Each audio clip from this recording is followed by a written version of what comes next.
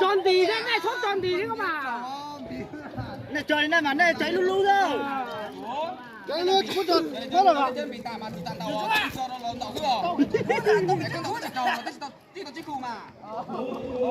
Yo, bắt đầu tỉ rồi mà biết tới rồi, biết hết rồi.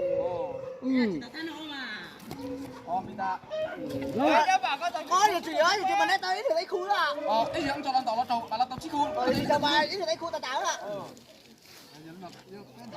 Rồi tàu tiền mà hãy lên tàu á, tao tiền tàu mà hãy lên tàu. Ôi, khu đó, nó tạo khu đó, lấy khu đó. Tao tiền mà hãy lên tàu. Thì khai nhớ là khu đó. Nó mà tè cho mà chỉ xả thôi. Ôi, chú có tiền liên tục cái đi tàu. Ủa lý mà ông chỉ ra chồng rồi này rồi. Nào đây thực ra là tôi nó khảo thao. Hả?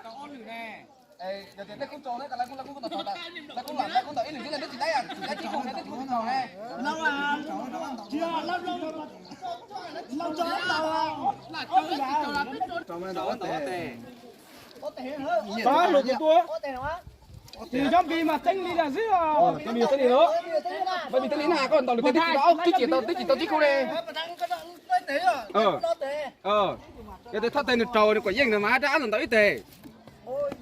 Ai khủng à. Cho phụ lái mà lái cái chầu kìa mà. Lấy tiền chứ tới tiền. Lái chỉ chầu mà lái bước khu tha mà ta lái. Cái tàu thắt tên là ố. Bà ta lái mà trời tè mà chiếc khu nhỏ phái nào xưa cái sao. Ấy lấy à. Khu tàu tàu nó tàu hú à. Cái tàu.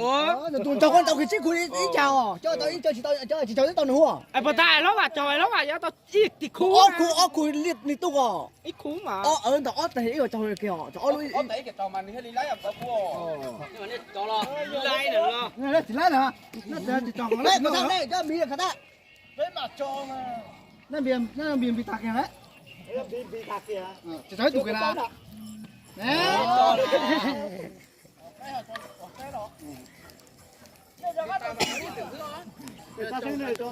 Cho mà cho á. Cho mà cho á.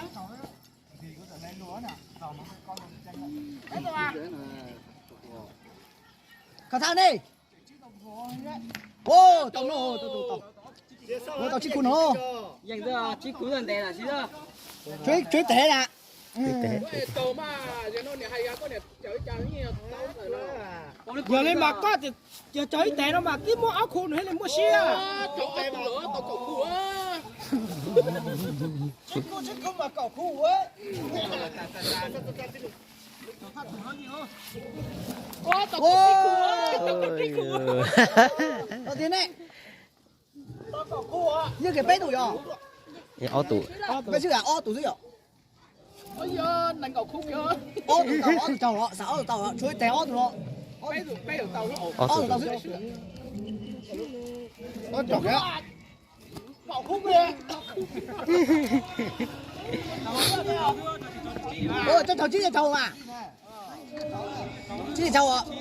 Nhưng mà chắc chắn là. Ôi giời, tàu kia là cái chiếc khu nào. Tàu lù. Tàu là với tàu à. Mà tàu chiếc khu đó này. Lái à? Chưa. Này nè, tàu trâu rồi đấy ạ. Đây là tàu chiếc khu đá, đây là cái cầu khu đá. Giờ đi. Chưa, chỗ kia đó, cầu khu kia đó, chiếc khu đó. Wow. Ê, xuống đấy mà, thì xuống đấy mà. Đùa nữa.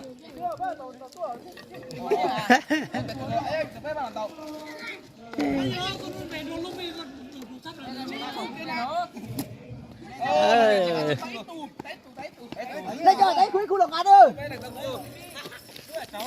Nó thay phải đen thôi. Cái này khu. Bét cháu đoàn tàu à? Bét đoàn tàu hả?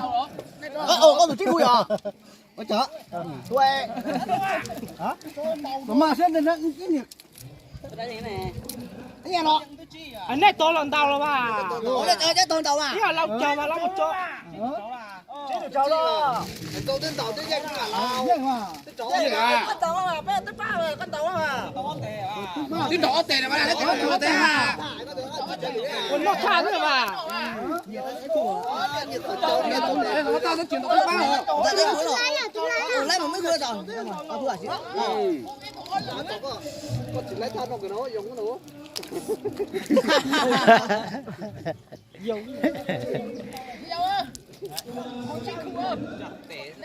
Chúng ta là cái chiếc cùn hả?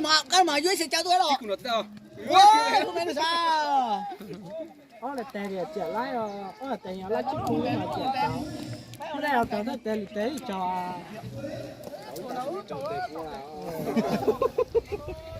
Tàu luôn. Sao con xuống sao bây giờ? Sao? Sao cái bè nó? Ui da nó sẽ chia cho. Đấy đủ rồi. Ôi trời ơi, con chiếc cùn cậu khu nữa. Bây giờ lấy lúc họ bảo thế lên tiền mất tha. Kìa. Luôn mất thả kia nào có sao?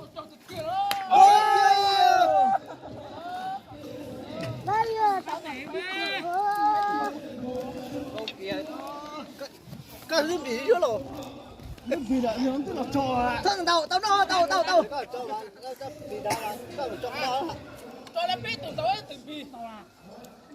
giờ làm gì là chỉ là cú chứ. Là bây giờ tặng cái giấy hội là cú mà. Chó cái mà đúng không? Bây giờ trồng lúc mà. Ôi, tôi chỉ khu Con nó bác. Chúa ơi, bùi nữa. Dậy xưa. Cái tàu mấy cái nào có nghe. Chiếc khu lò nó ơi. Chiếc cùn là cái là. Đó cái gì đùa đấy á. Con tên tàu có tên nướng rồi à? Cái này còn chiếc cùn nào con đâu? Cái này còn chiếc cùn nào? Ồ, đấy, cái khu lò, giấy khu lò. Cái thằng à. Không nào không nào. Nhau con có sẵn đâu, còn cho nó. Ôi nha, tao kìa đó. Ôi, lấy gì vậy? Nhanh nhá. Chứ à? Lúc này chỉ xả lúc này mà. Cho cái khu lò cao, cho cái khu lò. Bây giờ cháu để chích khu à. Cho cái khu lò. Đấy, khu đi. Cái khu lò thì thấy khu lò. Cho này. Một tay này cháu để nó chích khu là Cho chiếc khu mà cho mình chó theo. Cho thì phải cho chó tè hay lấy. Chó tè xương cái gì đâu. Để luôn. cháu cái nào cho. Cháu lắm rồi để cháu.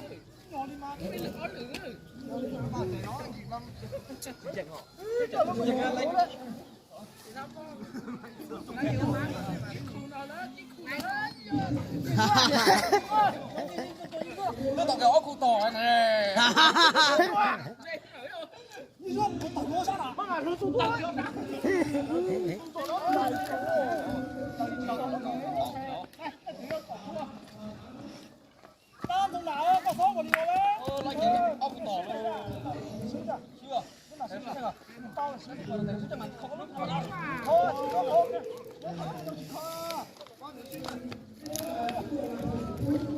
Ô, thằng tao có ốc khu tỏi này. Chạy ra.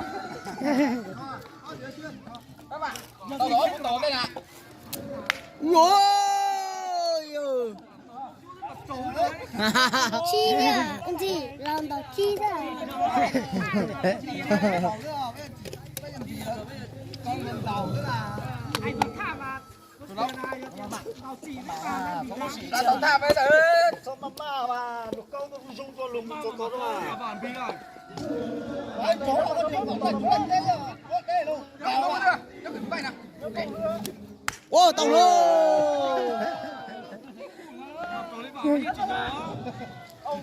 Trời ơi, trâu thế này.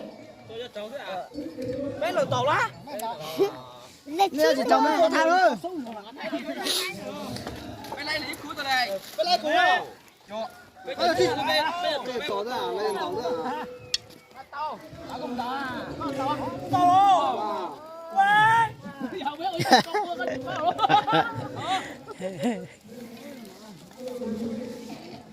ê, thì cái đồng nhiên đổi trái dùng giá chỉ tàu nộp luôn kìa, tôi lúc là. Lạ luôn. Nhưng nó cũng Lấy khu khu.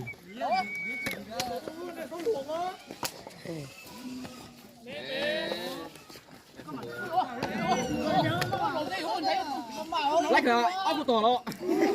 Đây là tôi tha của chuyện đầu đó. Nè, tôi tha, lòng đấy chuối ấy. Tao cái chiếc cô đã.